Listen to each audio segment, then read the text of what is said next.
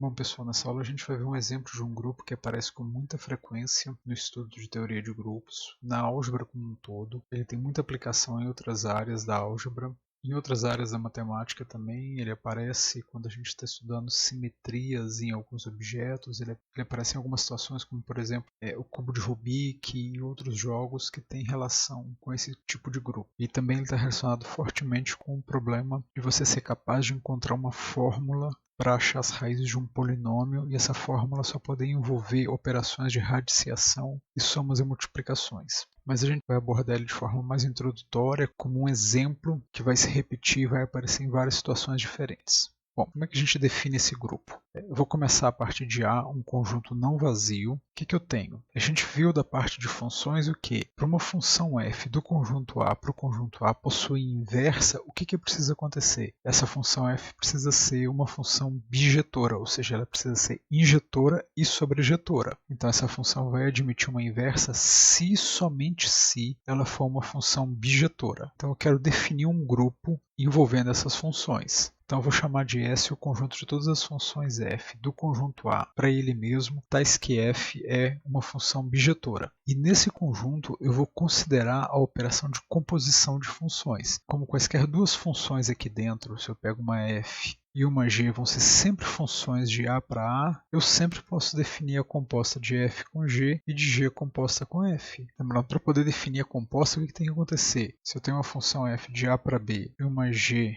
de B para C, como o contradomínio da f é igual ao domínio da g, eu posso definir a composta de g com f. Nessa situação aqui, eu não consigo definir uma f composta com g, porque o contradomínio da g não é igual ao domínio da f. Mas no caso particular de eu estar lidando com funções de A para A, eu sempre vou poder fazer f composta com g e g composta com f. E aí o que a gente viu quando estava falando de funções? Independente de quem seja esse conjunto A, eu sempre consigo definir pelo menos uma função bijetora nesse conjunto, que é fazer o quê? Pegar a função id que vai de A para A e faz o quê? Ela pega cada elemento x e leva nele mesmo. Essa função é sempre injetora e é sobrejetora, ou seja, é sempre uma função bijetora. Então esse conjunto S admite pelo menos um elemento, que é a função identidade. Então o S vai ser sempre um conjunto não vazio. E aí, se ele é não vazio, eu posso tentar verificar se a composição de funções transforma esse conjunto S num grupo. Para fazer isso, o que eu preciso fazer? Primeiro, eu tenho que garantir que se eu pego dois elementos f e g no conjunto S, a composta de f com g ainda está no conjunto S. Mas o que é o conjunto S? Se f e g são funções do conjunto S, eu sei que f e g são bijetoras. Mas se é bijetora, significa o quê? Ela é injetora e ela também é sobrejetora. O que a gente viu sobre funções? Composição de funções injetoras é novamente injetora. Composição de funções sobrejetoras é novamente uma função sobrejetora. Então, se eu pego duas funções bijetoras e componho elas, o resultado ainda é uma função bijetora, ou seja, o resultado dessa composição ainda pertence ao conjunto S. Então, dadas funções f e g no conjunto S, como as duas são bijetoras, a composta ainda é bijetora, ou seja, ela pertence ao conjunto S. Então, essa operação de composição de funções é uma operação binária no meu conjunto S. Sendo uma operação binária, para que seja um grupo, o que precisa acontecer? Um conjunto G como operação asterisco, ele é grupo se o quê? Primeiro, para todos elementos x, y, z no conjunto G, x operado com y operado com z é a mesma coisa que x operado com o resultado de y operado com z. Segundo, existe um elemento e no conjunto E, tal que x operado com e é igual a x, que é igual a e operado com x, para qualquer x no conjunto G. E terceiro, para cada x em G, existe um y ainda no conjunto G, tal que x operado com y dá o elemento neutro, que é a mesma coisa que y operado com x. Então eu preciso verificar que esse conjunto S com a composição de função satisfaz essas três condições. Então vamos verificar que a composição de funções satisfaz a associatividade. Para isso eu vou pegar o que? Três elementos do meu conjunto S. O que eu quero mostrar? Quero mostrar que f composta com g depois composta com h é a mesma coisa que f composta com g composta com h. como é que eu provo que essa função é igual a essa daqui? Para provar que duas funções são iguais, eu preciso mostrar que o domínio é igual, que o contradomínio também é igual, mas aqui no caso particular todas estão definidas de A para A, ou seja, o domínio é sempre o A e o contradomínio é sempre o A, então eu não preciso checar isso. E além disso eu preciso mostrar que elas possuem a mesma imagem. Então o que eu vou fazer? Eu vou calcular essa função da esquerda no x, essa função da direita no x, onde esse x é um elemento qualquer do conjunto A, e vou verificar se esses resultados são iguais. Se forem iguais, então é porque a composição realmente é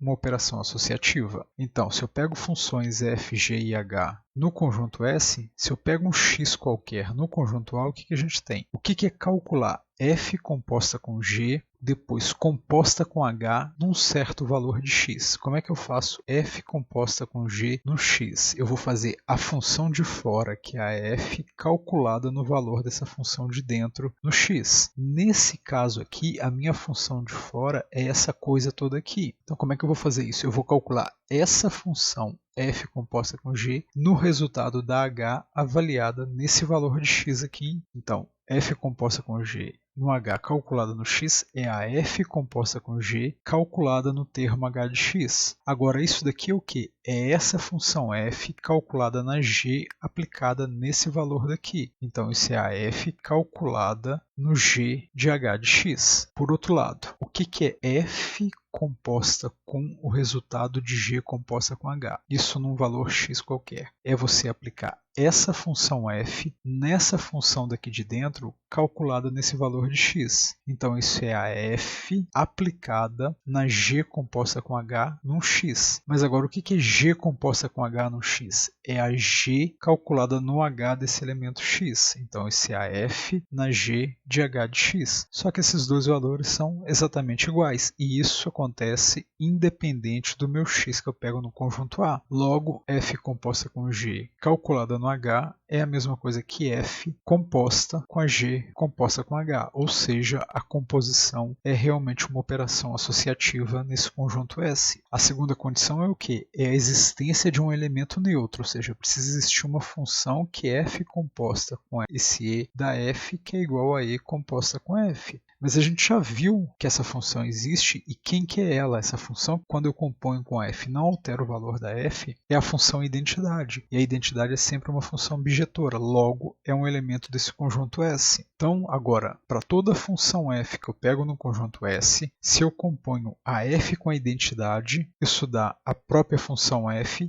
que é a identidade composta com f, onde isso aqui é a função identidade, a função que leva um x para ele mesmo. Com isso, a função identidade é o elemento neutro para a composição de funções. Finalmente, eu precisaria mostrar o quê? Que para toda função f eu consigo encontrar uma g, de modo que f é composta com g é a identidade, que é g é composta com f. Mas isso daqui acontecer, significa o quê? Significa que essa função f é inversível e a g é a inversa dela. Mas para f ser inversível, ela precisa ser bijetora, que é justamente o que esse conjunto S pega. Esse conjunto S é formado somente por funções bijetoras, então toda função de S admite uma inversa. Então, finalmente, para toda f em S, como f é bijetora, existe uma função g, de modo que o quê? F composta com g dá identidade, que é a mesma coisa que g composta com f. Então, todo elemento de S admite um inverso, portanto, S com composição de funções é um grupo. E esse grupo, na maioria dos casos, não vai ser um grupo comutativo. Dependendo de quem for esse conjunto S, esse grupo pode ser comutativo, mas para grande maioria dos casos não vai ser. Então, em geral, esse grupo não vai ser um grupo comutativo.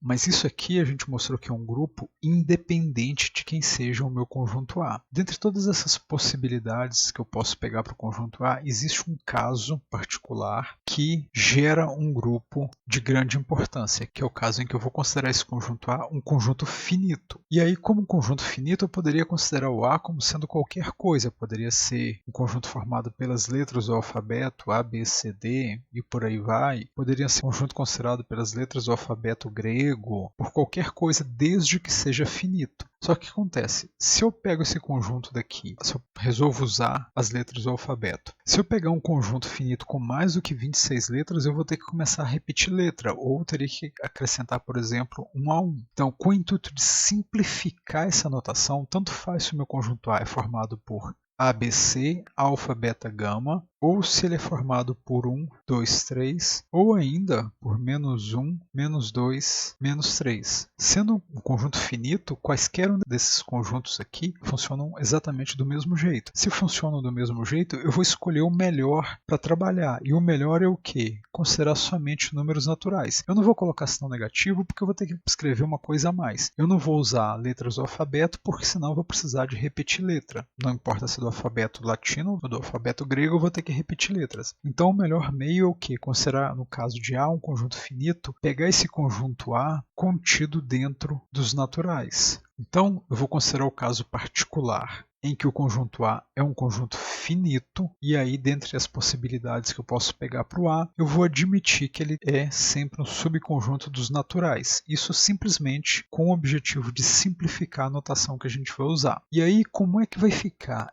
esse grupo admitindo essa hipótese do A ser um subconjunto finito dentro dos naturais? Aqui o que importa é que ele é finito, não que ele está dentro dos naturais. O dentro dos naturais é só para facilitar, para tornar a escrita mais simples. Então vamos ver o que vai acontecer com esse grupo S quando eu pego subconjuntos finitos nos naturais. Bom, se esse conjunto é finito e, obviamente, não vazio para eu poder definir uma função, ele pode começar contendo um único elemento. Então, se o A tem somente o 1 dentro dele, nessa situação eu só consigo definir uma única função f de A para A, que vai ser exatamente a função identidade. Ela é uma função bijetora, e aí, em vista do resultado que a gente acabou de ver, o conjunto das funções definidas nesse conjunto vai ser grupo. Então, se o A só tem 1, só existe uma função f de A para A, que é bijetora, e essa função é exatamente a função identidade. Nesse caso, eu vou denotar o conjunto S por S de índice 1. Esse 1 aqui é para significar o quê? Que eu estou trabalhando com as funções de um conjunto finito que contém somente um elemento. Então, meu conjunto S1 vai ter só a função identidade. Independente disso, o S1 com a composição de funções vai ser um grupo, e esse grupo, nesse caso particular, vai ser um grupo comutativo. Eu posso também pegar esse conjunto A aqui e, ao invés de ter um único elemento, pegar dois elementos. Posso pegar o A como sendo o conjunto 1, 2. Então, se eu pego o conjunto A como sendo 1, 2, o que eu tenho? Eu quero ver quais são as possíveis funções bijetoras que eu posso definir nesse conjunto 1, 2. Se a gente se lembrar de um exercício que está na lista de funções, é pedido para mostrar o que? Se eu tenho uma função f de um conjunto A para um conjunto A e o conjunto A é finito, se f for injetora, ela é automaticamente sobrejetora, ou seja, bijetora. E se ela for sobrejetora, ela é também automaticamente injetora. Então, se eu quero construir uma função bijetora de um conjunto finito A nele mesmo, basta construir essa função de modo a ser injetora. Ela sendo injetora como o conjunto A é finito, ela vai ser automaticamente sobrejetora. Isso só é válido para conjuntos finitos. Então, para definir essas funções, eu vou olhar quais são as possíveis funções injetoras que eu posso definir nesse conjunto A. Independente de quantos elementos o A tiver, uma função bijetora que eu posso definir é sempre a função identidade. A função que vai levar o 1 para o 1 e o 2 para o 2. Posso definir alguma outra função bijetora nesse conjunto?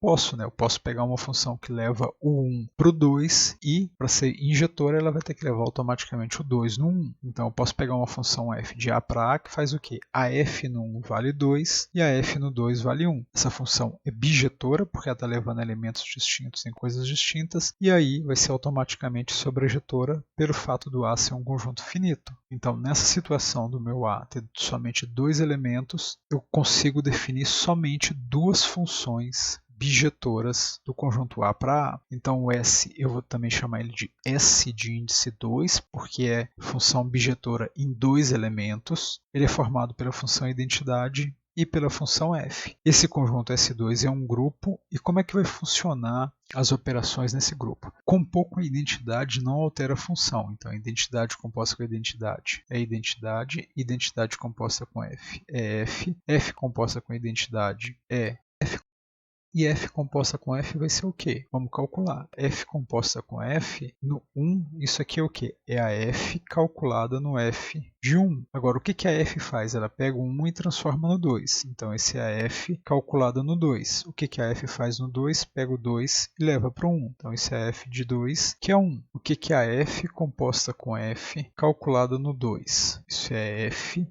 de 2, mas a f no 2 pega o 2 e transforma em 1, e a f pega o 1 e transforma em 2. Então, isso aqui virou o quê? A f composta com f leva o 1 para o 1 e leva o 2 para o 2, ou seja, é a função identidade. Dessa tabela a gente consegue então ver que esse grupo é sempre um grupo comutativo. Agora, se eu pego o meu conjunto A contendo 3 elementos, 1, 2 e 3, como é que eu posso definir funções bijetoras nesse conjunto? O primeiro caso, é sempre a função identidade, e aí agora eu vou definir as outras funções dizendo o que elas fazem com cada um dos valores desse conjunto aqui. Então eu posso definir uma função f1 que faz o quê? Pega o 1 e leva no 2, e aí ela pega o 2 e leva de volta para o 1, e aí para ser injetora a única possibilidade é levar o 3 no próprio 3. Então eu posso definir uma função f1 que faz isso daqui. Posso definir uma função f2 fazendo o quê? Trocando esses valores. Se eu estou levando a 1 para o 2, eu posso levar o 1 no 3. Então eu vou dizer que a f2 no 1 vale 3, a f2 no 2 vale o próprio 2, a f2 no 3 vale o 1. Consigo definir mais funções? Consigo. Posso fazer uma nova função f3 fazendo o quê? Pegando 1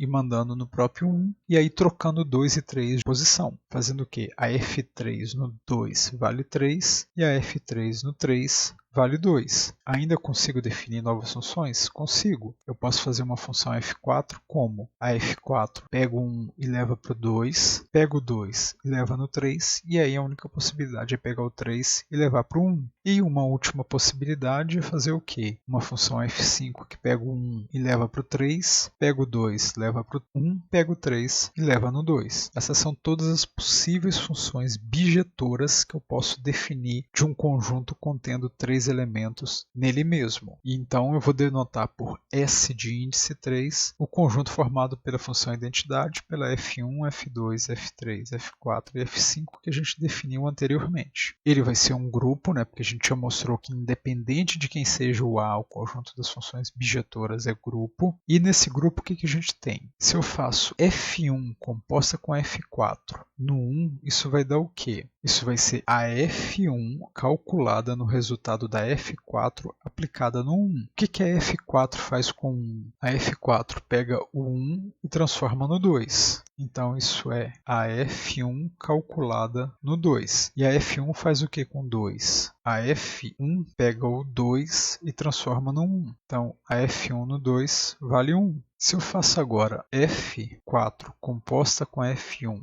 calculada no 1, isso é o que? É a f4 de f1 de 1. A f1 pega o 1 e transforma no 2. Então isso vai ficar f4 calculado no 2, e a f4 faz o quê? Ela pega o 2 e leva no 3. Então isso daqui é 3. Logo, esses dois valores são diferentes, ou seja, f1 composta com f4 é diferente de f4 composta com f1. Então esse grupo S3 já não é mais um grupo abeliano. Então, como o 1 é diferente de 3, então o f1 composta com f4 no 1 é diferente do f4 composta com f1 no 1, ou seja, f1 composta com f4 é diferente de f4 composta com f1, e aí esse grupo S3 não é um grupo comutativo. Agora, o que está acontecendo aqui? Esse conjunto S3, eu estou conseguindo definir quantas funções nele? É possível definir 6 funções bijetoras nesse conjunto. E esse número é justamente o quê? É o número de permutações que eu posso fazer em 3 elementos. Se eu pego o conjunto A formado por 1 e 2, eu tenho somente 2 funções bijetoras, que de novo é o número de permutações que eu posso fazer em 2 elementos. A mesma coisa se eu pego o A contendo só 1. Existe uma única permutação de um único elemento. Então, no S2 eu tenho o quê? 2 elementos, que é o resultado de 2 fatorial. No S3 eu tenho 6 elementos, que é o resultado de 3 fatorial. Então, de modo geral, se eu pego o conjunto A formado por 1, 2, 3 até um certo número n, vão existir n fatorial permutações desses elementos, ou seja, vão existir n fatorial funções bijetoras distintas. Então, existem exatamente n fatorial funções F de A para A, que são bijetoras. Então esse conjunto Sn, para o caso de um n qualquer, ele sempre vai ter n fatorial elementos. E toda vez que esse n for maior ou igual que 3, esse conjunto obrigatoriamente não vai ser comutativo, ou seja, vai ser sempre um grupo não comutativo. Para n maior ou igual que 3, Sn é um grupo não comutativo sempre. E aí esse grupo Sn ele é chamado de grupo simétrico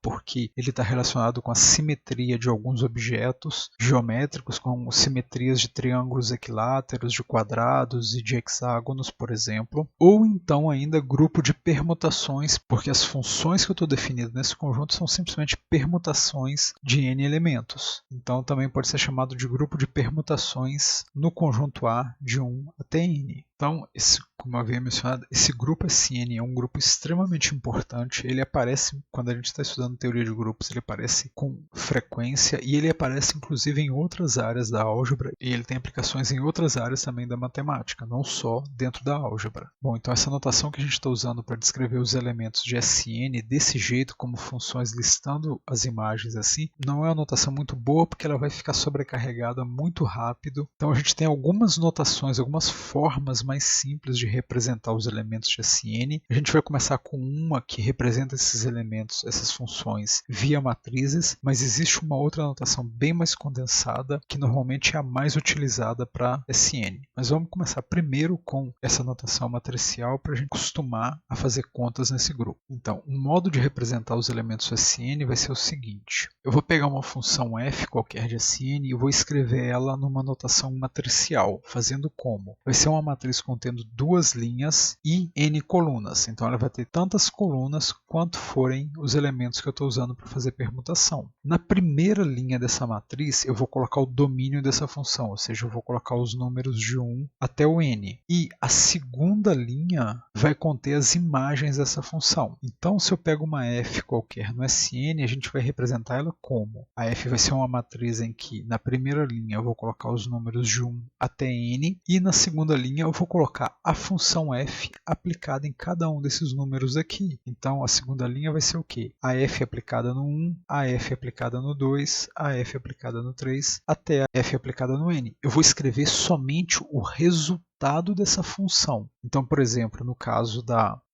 aqui no caso dessa função f3, como é que representaria ela matricialmente? Eu vou colocar na primeira linha o domínio dessa função, que é os números 1, 2, 3. Na segunda linha, eu vou colocar a imagem que essa função tem em cada um desses pontos do domínio. A f3 no 1 vale quanto? 1. Então, eu repito 1 aqui embaixo. A f3 no 2 vale o quê? 3. A função f3 no 3 vale o quê? 2. Então eu vou representar essa função f3 com essa matriz. Então eu vou ler sempre essa segunda linha como sendo o quê? O resultado dessa função aplicada em cada um desses valores. Então, no caso da S3, a gente vai escrever os elementos desse conjunto como? A identidade, vai ser a matriz em que as duas linhas têm exatamente os mesmos valores repetem nas colunas. A F1 fazia o quê? Trocava o 1 e o 2 de lugar. Então, a F1 vai pegar o 1 e levar no 2, pegar o 2 e levar no 1 e vai deixar o 3 fixo. A F2 fazia o quê? Trocava o 1 e o 3. Então, a F2 o 1 vai no 3, o 2 fica fixo no 2 e o 3 vai para o 1. A F3 fazia o quê? Trocava de lugar o 2 com o 3. Então a F3 no 1 é o próprio 1, no 2 vale 3 e no 3 vale 2. A F4 vai trocando esses valores, então ela pega o 1 e manda no 2, o 2 vai para o 3 vai para o 1. E por fim a F5 pega o 1 e leva para o 3, o 2 por 1 e o 3 para o 2. Então os elementos de S3 vão ser escritos na forma dessas matrizes aqui. E aí como é que eu faço conta com essas matrizes? Então, se eu quero, por exemplo, fazer a F3 composta com a F4, o que vai ser a F3 composta com a F4? Eu vou pegar a representação matricial da F3 e da F4. Como é que eu vou fazer essa conta? Lembrando, isso aqui vai ser de novo um elemento em S3, então isso daqui é uma função que vai do conjunto 1, 2, 3 para o conjunto 1, 2, 3. Então, a primeira linha disso é o 1, 2, 3. Na segunda linha, eu vou colocar o valor dessas funções. Como é que eu vou calcular isso daqui?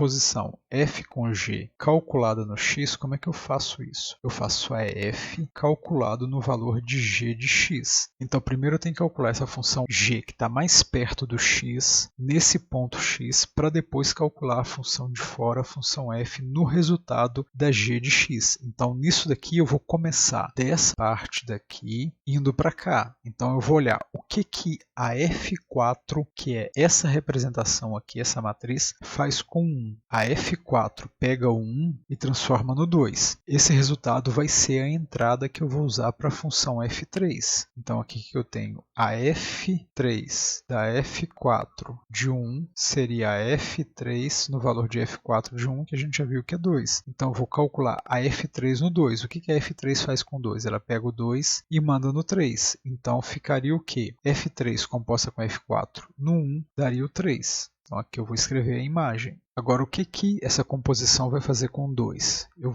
começo primeiro nessa função que está mais para fora aqui, que é a minha f4. A f4 pega o 2 e manda para o 3. Esse valor 3 aqui eu vou usar como entrada na função f3. A f3 pega o 3 e manda para onde? Para o 2. Então, o 2 vai para o 3 vai para o 2, então o 2 chega no próprio 2. E aí, a única possibilidade é que o 3 vá para o 1, mas vamos ver que isso realmente é o que está acontecendo. Se eu pego agora a 3 pela função f4, ela pega o 3 e faz o que? Manda ele para o 1. Esse 1 aqui, que é o resultado da função f4, no 3 eu vou usar ele para calcular a f3 nesse ponto 1 aqui. A f3 pega o 1 e faz o que? Ela pega o 1 e transforma no próprio 1. Então o resultado da f3 composta com f4 no 3 é esse valor final que a gente achou aqui, que é o 1. Isso daqui é justamente a função f2. Agora, se eu faço a f4 composta com a função f5, isso vai dar o quê? A f4 é essa função que leva o 1 para o 2 no 3, o 3 no 1. E a f5 pega o 1 e leva para o 3, o 2 no 1 e o 3 no 2. Como é que vai ficar essa composição? A primeira linha é sempre o mesmo conjunto de valores, que é o domínio 1, 2, 3. Agora eu vou calcular isso aqui. Pego esse primeiro elemento aqui e aplico a f5 nele. A f5 é essa função daqui. O que ela faz? A f5 pega o 1 e transforma no 3. Esse resultado 3 aqui, esse número 3 aqui, que é o resultado da f5 no 1, eu vou usar para calcular a f4 nele. A f4 pega o 3 e transforma em quem? Em 1. Então a composta vai pegar o 1 e levar para o próprio 1. Agora eu vou pegar o 2. Eu vou pegar o 2 e vou calcular a f5 no 2. A f5 pega o 2 e leva para o 1. Esse resultado eu vou usar a f4 para aplicar nele. A f4 vai pegar o 1 e vai levar para onde? Para o próprio 2. Então a composição pega quem? Pega o 2 e transforma no 2. E, nesse caso,